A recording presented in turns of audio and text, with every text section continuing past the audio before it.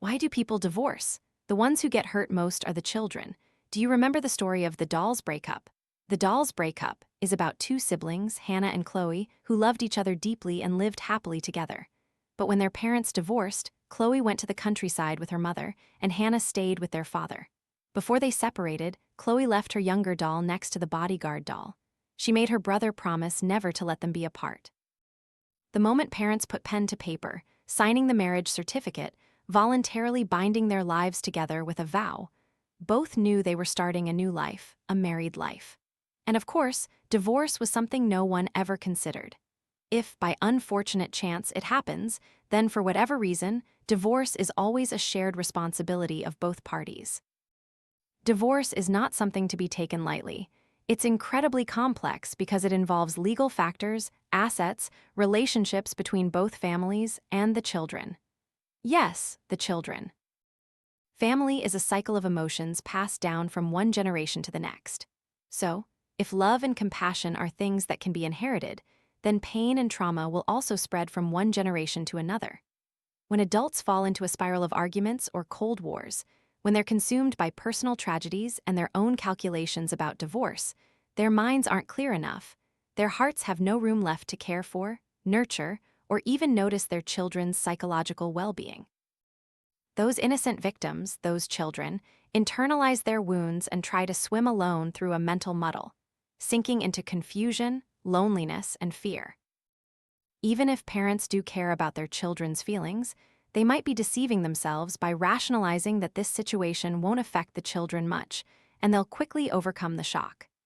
Do children really not think much like adults? In reality, a child's age and level of awareness play a significant role in how they cope with the truth of their parents' divorce. For young children in preschool or elementary school, adapting to living with just one parent might be quicker and easier, because at this age, they don't yet fully grasp what a breakup or divorce truly means. Conversely, teenagers and older children will be severely and deeply hurt when their parents separate. Some may even be haunted throughout their childhood by memories of arguments over assets, custody, and parenting styles. This psychological trauma can be so severe that it leads to depression, nervous breakdowns, and profoundly affects their future views on love, marriage, and family life. Some parents believe they can compensate or atone for their mistakes with material things, thinking that fulfilling their children's demands is enough. Sometimes, a parent might try to explain, defend themselves, or completely blame their ex-spouse, hoping to win the child's sympathy.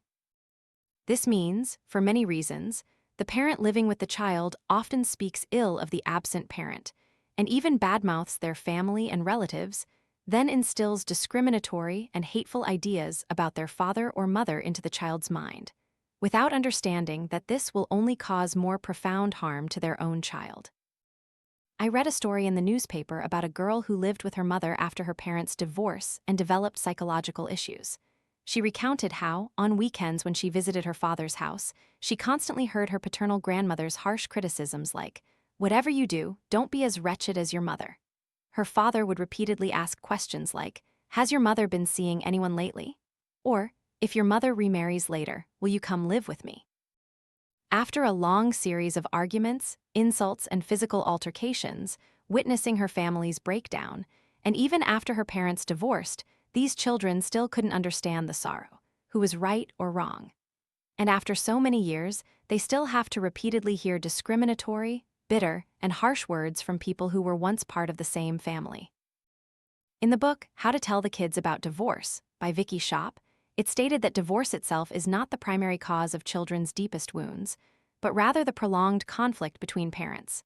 It is the tumultuous period between husband and wife before the decision to divorce that is the real culprit. This terrible, undefined period can last for months or even many years, filled with countless pains and tears. That is what truly inflicts so many wounds in a child's heart. Divorce is a last resort to end a turbulent shared life that leaves those involved utterly exhausted. It's the end of a marriage, but it is not the end of a family. 9-year-old Indonesian boy Aistarkwasi drew 20 paintings depicting mothers from around the world. Instead of dark moods, his paintings were full of color and joy.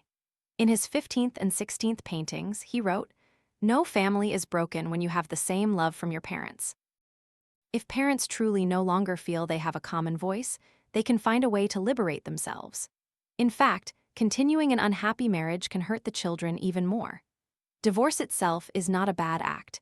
It's the process before asterisk and after the divorce that parents need to reevaluate to avoid harming their children.